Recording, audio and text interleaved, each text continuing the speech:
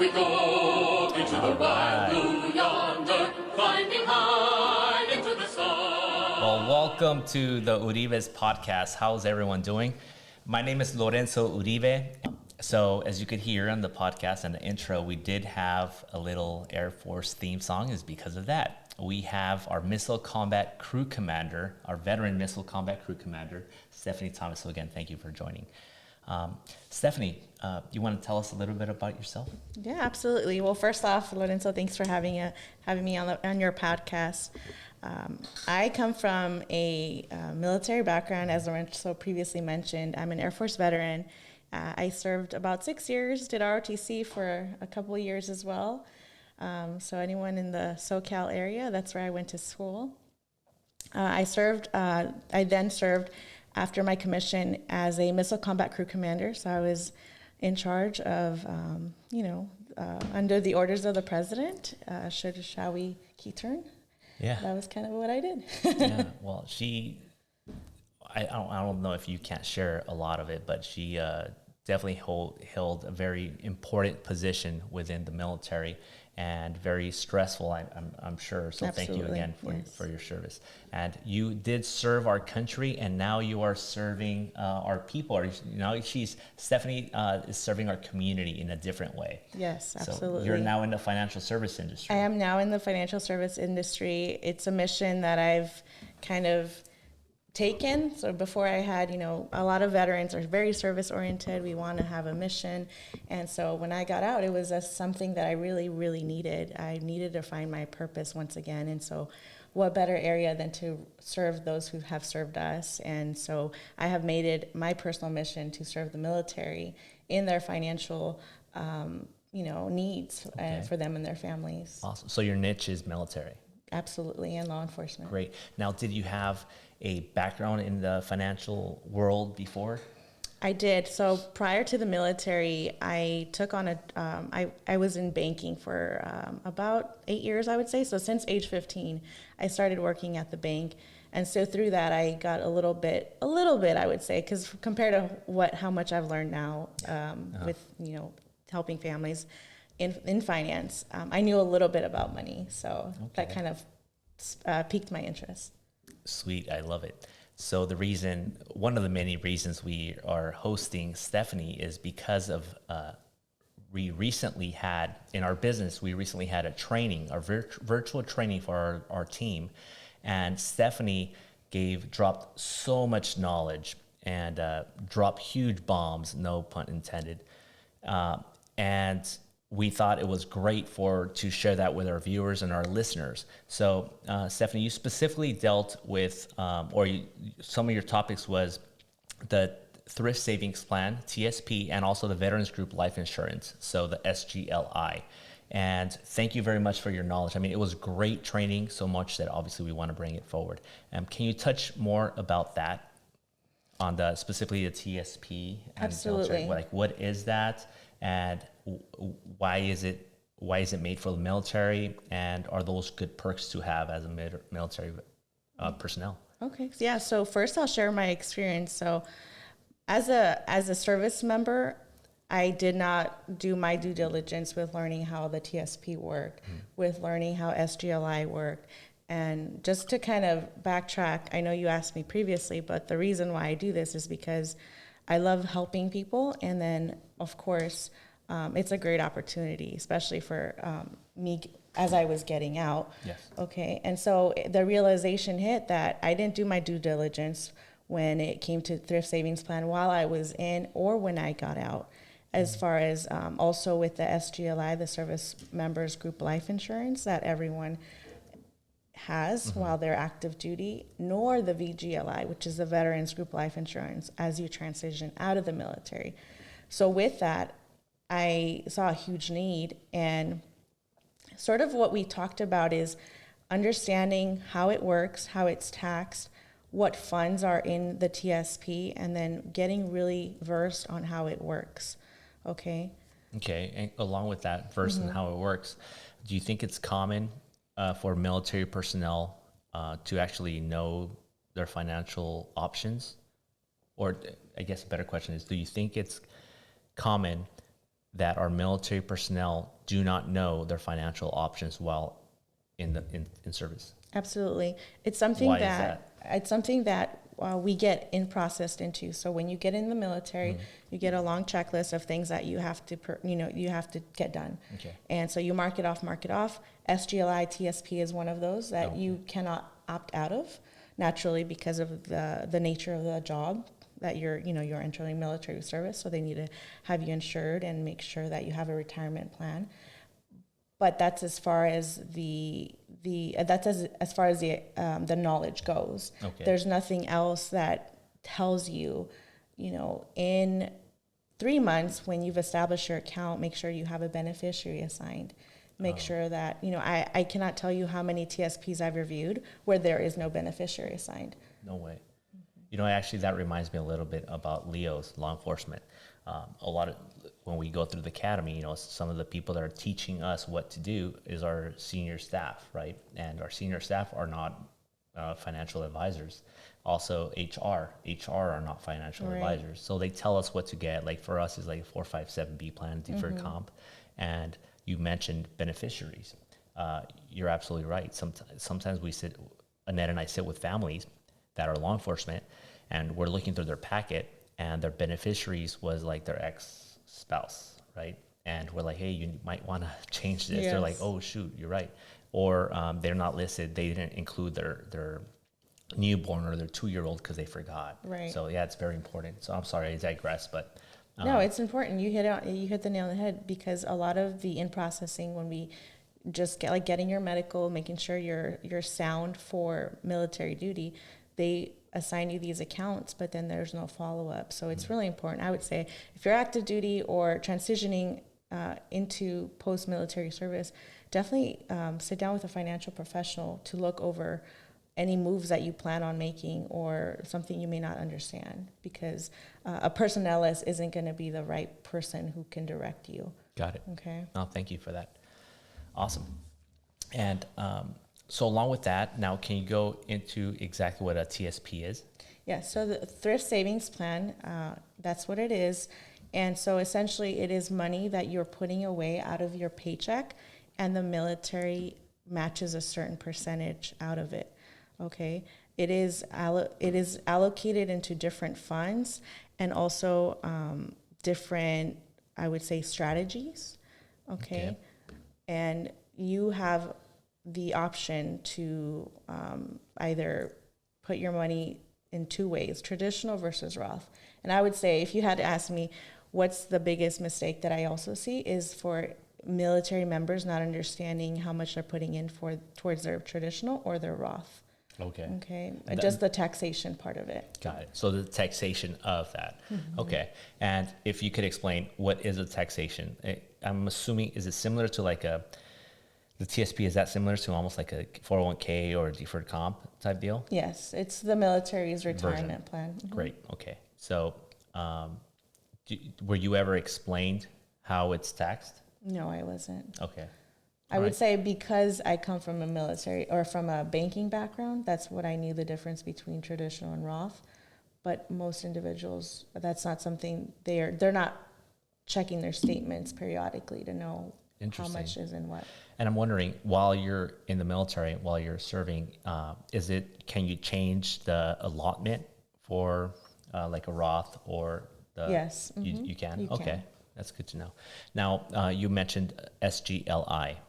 What is that? Okay, so that's the service group life insurance that is assigned to a military member. When you in process, you get $400,000 of coverage.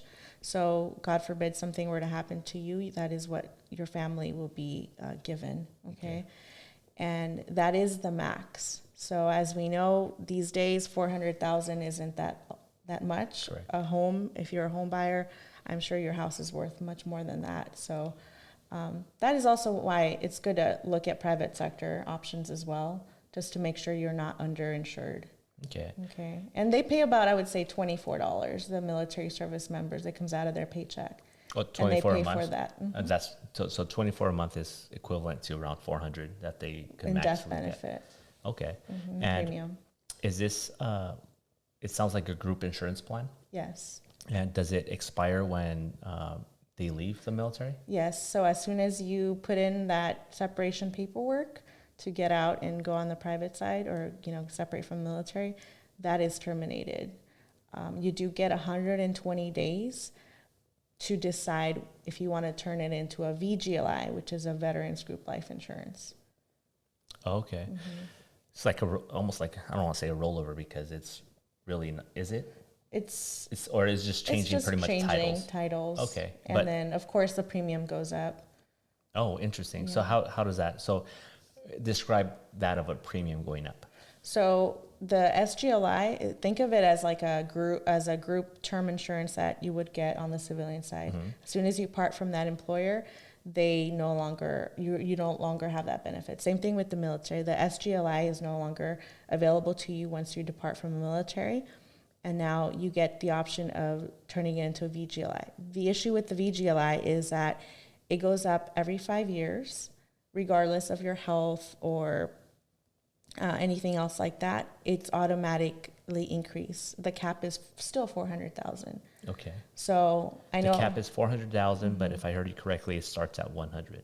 It starts at 100. Okay.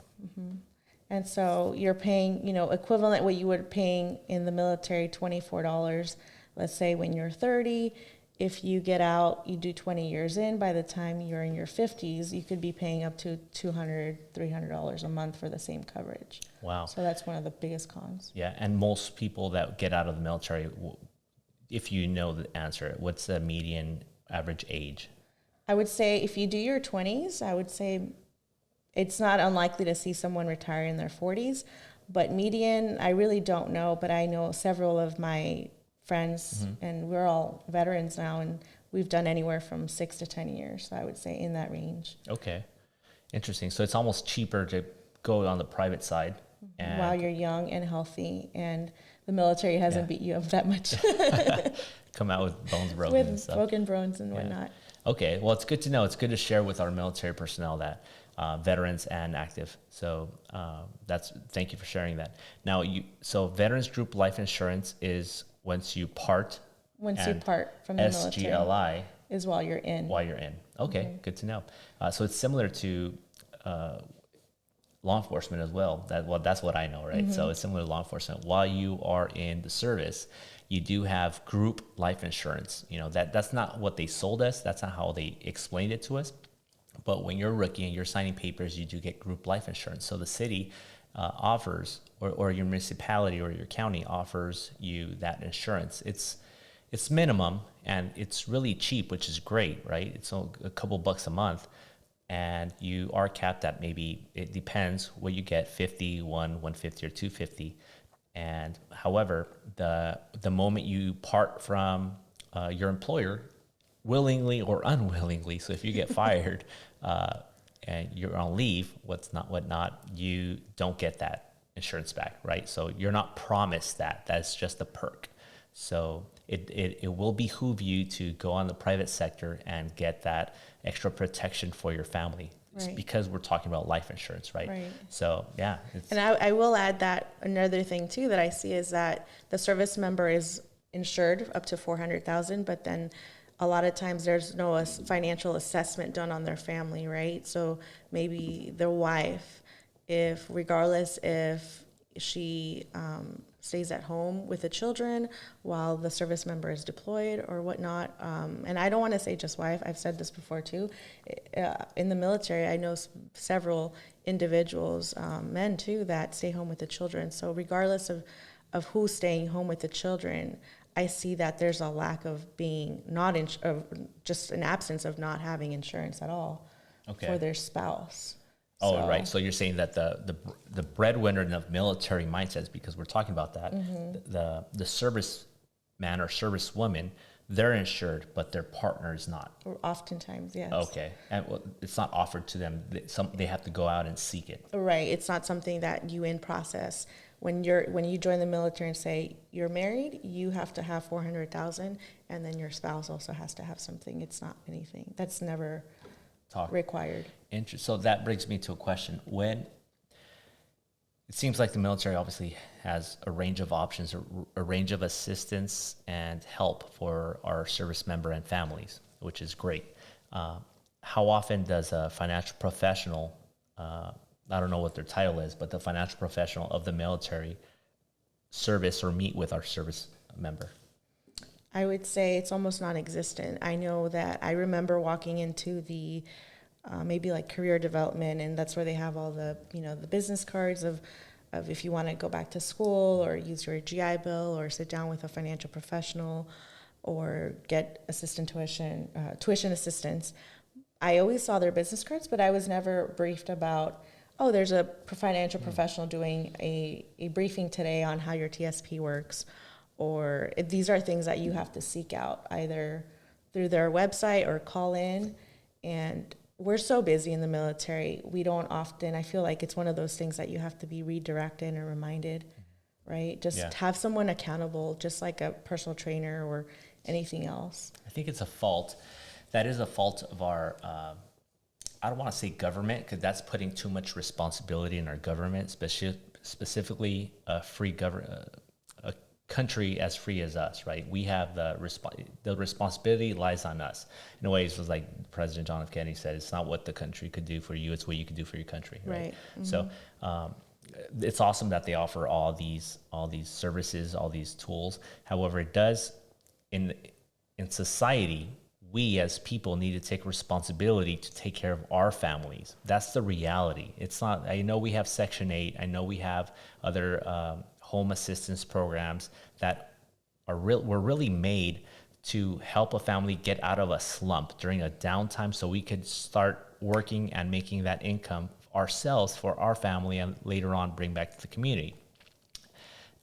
However, we're relying a lot upon them. Why I'm mentioning this is because most military members start the military at a young age, like at their, when they're 18, right? So that's not the time where we're going to be, in general, mature enough to be thinking of finances, because that's a fault of our society. In general, our school system does not teach us, right? No, not at all. Yeah. They're not thinking retirement. They're thinking about, wow, I got my first career. I'm so excited. It's not uncommon to see, the young person go out and buy a new car with all this money they're making now in their eyes, right? But it's also one of those things that the last place they left was high school. It wasn't being taught in their high school, and now they joined the military, this huge organization. They may or may not be making pretty good income, or maybe oftentimes not, but it's not how much you make, right? It's how much you keep. And we always, I will say, harp on that, because that's definitely something that in the military, there needs to be more of an impact in the education that is being shared with them.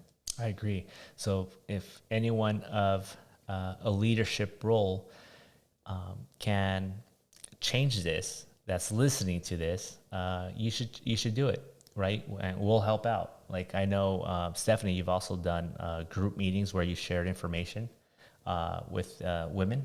Yes. How do you think this is received? This information that you have that the financial world is received? I think it's very well received. Oftentimes, but oftentimes also not, because I think people may be embarrassed that there's a lack of knowledge, or maybe they feel ashamed if you served 20 years in the military and never really contributed to your retirement fund, right? But I would say don't shy away from that. It's never too late to do what you could have done, okay? And even if it's just a couple thousand, or even if you're 19 and just trying to figure things out, I would say still reach out. Absolutely. I was just telling Annette, someone reached out to me at 11 o'clock at night, stationed somewhere really far, and they just wanted to talk through money. It's good to talk about money, and I think we need to take that stigma away, especially in the military. We are very competitive, a lot of us, and we love talking about real estate. We love talking about yes, we do. What books we're reading, how investments develop. So why is money and retirement and life insurance a stigma still? Absolutely. Don't make, and I'm glad you bring this up, Stephanie, don't make money a taboo subject in your household. Don't make it a taboo subject with your close friends and family. talk about money. And we're not talking about money greed. We're talking about how to grow money to better where you're at, where your family's at, and where your community is really. I know you mentioned that, wow, it's actually sad, the fact that, a service member takes 20 years, gives their literally a possibility of giving their life for this country and our people, and yet doesn't set up for retirement. And you're right, people do sometimes, and we see it. And Ned and I, we sit with families mostly not strangers, but we see that when we sit with friends and close family. They almost don't want to open up because you kind of do get a sense of shame, right? Of their choices. However, one thing, I've heard this in a book, or I've read this in a book once. It says the best time to plant a tree was yesterday.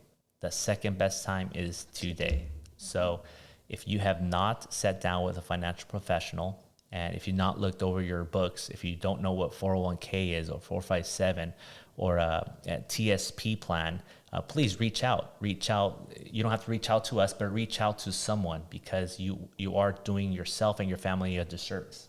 Absolutely. Yeah. It's unfair. It's unfair. And I mean, coming from a financial professional like us, it's just, we don't see him. We come to it with such great intent, right? Such a great intention to help, because if you think about it, my example, I was 60 feet below underground.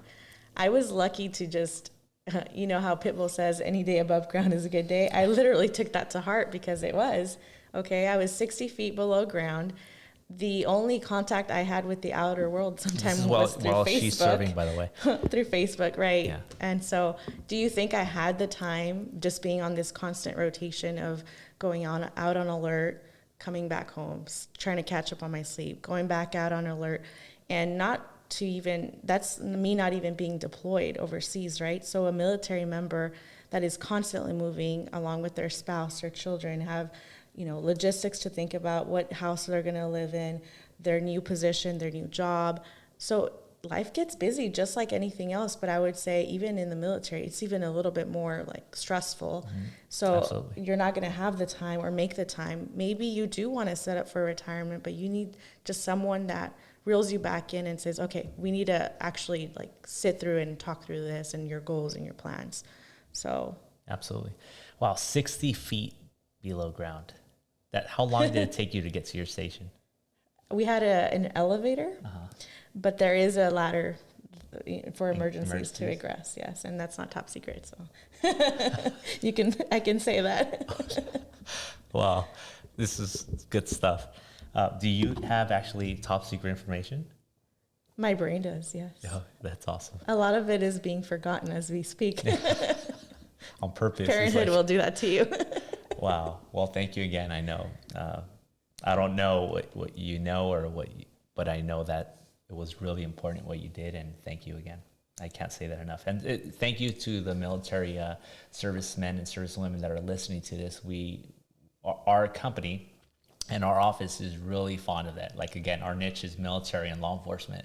So those service members, we really appreciate everything you did. Yes, thank you for your service, and always thank you for your support, Lorenzo. Absolutely. Anything else you would like to share with those military members, even families? I would say be positive with everything that you are doing, especially given the times. Right? A lot of times it can be easy to shy away from the priorities in life, which is always family. And, but also don't lose sight of other things that do take care of you, such as your finances and your faith, especially your faith. So. Absolutely. Well, thank you very much. Thank you very much, Stephanie Thomas. And again, you're listening to the Uribe's podcast, and we are excited, and we thank once again Veteran Missile Combat Crew Commander. So thank you for your service. Thanks for having me. Off we go into the wild blue yonder, climbing high into the sun. Here they come, zooming to meet